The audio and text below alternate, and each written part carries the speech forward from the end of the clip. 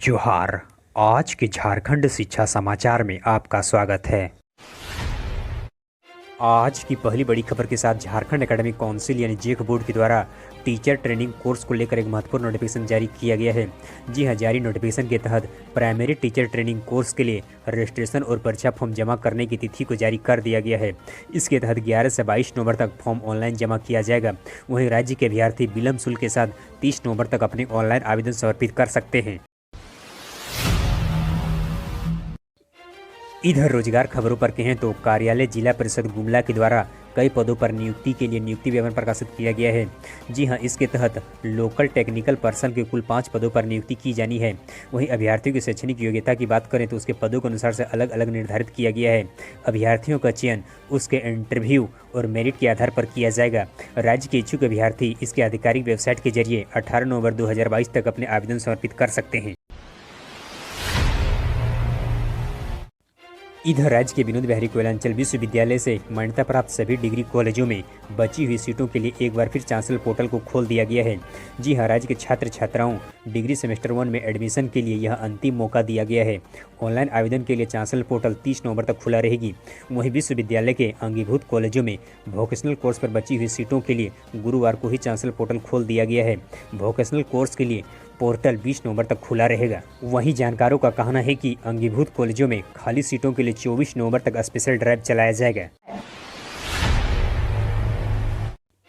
इधर झारखंड कर्मचारी चयन आयोग यानी जेएसएससी के द्वारा संयुक्त स्नातक प्रशिक्षित शिक्षक प्रतियोगिता परीक्षा 2016 के लिए संगीत विषय के अभ्यर्थियों के प्रमाण पत्रों का सत्यापन 9 दिसंबर को किया जाएगा।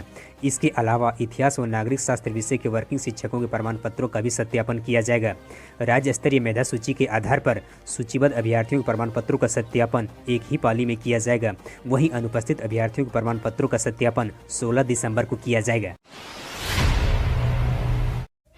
इधर राज्य में इन दिनों सर्दी का मौसम काफ़ी बढ़ने लगा है। राजधानी रांची सहित कई स्कूलों के टाइम टेबल में बदलाव कर दिया गया है। कई स्कूलों की रिपोर्टिंग टाइम में आधे से 1 घंटे तक का बदलाव किया गया है। शुरुआती ठंड में ही बच्चों के बीमार होने की शिकायतें मिलने लगती है, इसीलिए समय सीमा में यह बदलाव छठ पूजा के बाद स्कूल खुलते ही कर दिया गया है। वहीं ठंड बढ़ने पर टाइमिंग में और भी बदलाव किया जा सकता है।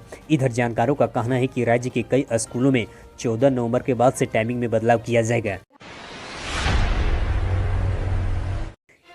इधर राज्य के स्वास्थ्य मंत्री श्री बन्ना गुप्ता ने कहा कि राज्य के सरकारी अस्पतालों में मानव संसाधनों की कमी को दूर करने के लिए राज्य सरकार के द्वारा 1900 नए पदों पर 3 से 4 दिनों के अंदर ही बहाली निकाला जाएगा। बताते चलें कि पहली बार राज्य के अस्पतालों में हॉस्पिटल मैनेजर व अन्य पदों के लिए नियुक्ति किया जाएगा। इसमें सेवानिवृत्त जवानों और कर्मियों को प्राथमिकता दिया जाएगा। इसके लिए सभी प्रक्रिया को पूरा भी कर लिया गया है। स्वास्थ्य मंत्री ने उक्त बातें एक मीडिया कॉन्फ्रेंसिंग के दौरान कही। इधर इंदिरा गांधी ओपन यूनिवर्सिटी यानी इग्नू के द्वारा कल 10 नवंबर को इग्नू दिसंबर परीक्षा फॉर्म जमा करने की आखिरी तिथि निर्धारित किया गया था। वहीं थियोरी और व्यवहारिक परीक्षा के लिए इग्नू 2022 परीक्षा शुल्क 200 रुपये निर्धारित किया गया था।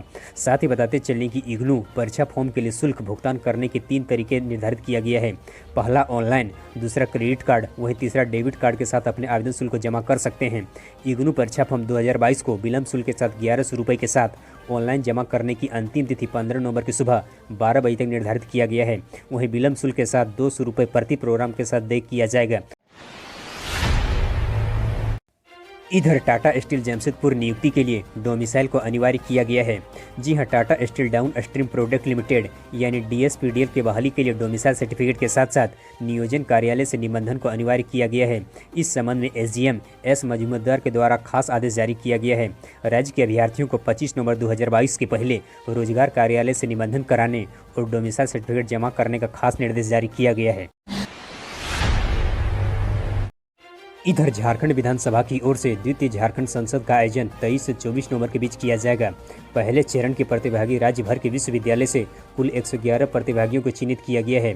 बुधवार को झारखंड विधानसभा के अध्यक्ष श्री देवेंद्र नाथ महतो के द्वारा पहले चरण के चयनित प्रतिभागियों को ऑनलाइन संबोधन किया।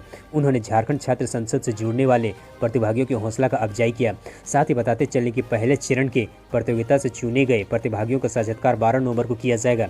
इसमें से अंतिम रूप से 24 प्रतिभागियों का चयन 4 पैनल के जजों के द्वारा किया जाएगा।